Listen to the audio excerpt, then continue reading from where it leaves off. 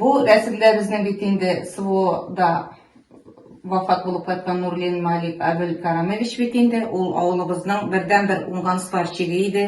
Бик ярдәмчел кеше иде. Менә һәрбер авыл урамыннан узсаң да Малик абыйның аның булышмаган йорты юктыр. Кемгә капка ясый иде, кемгә көрәк ябыштыра, кемгә тракторга сәнәк ясап бирә иде. Кемнең сарыга кайтмаса, киштән көтүлек бит инде көтүне көтәйек, элек болай чират көтү иде.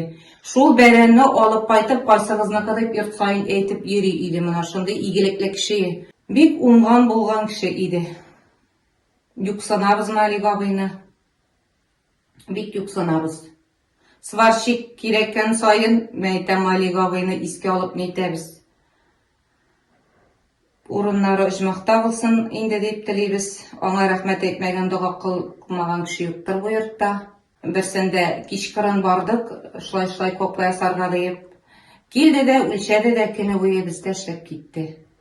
Шундый почмак ясап куйдык Малик абыйның истәлегенә кергән бер кеше аны клубка карый, аның тормыш юлын укыйлар, кайчан армиядан кайткан, кайчан укып чыккан, кайчан яшәүче авылына кайткан.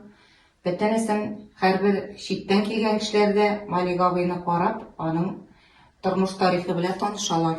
Казандагы театрда уйнап йөрүче Илдар Камалиев белән браты белән төшкән фотографиясе менә бусы. Туганы, әйе, ике туган бугай әле алар, братлар.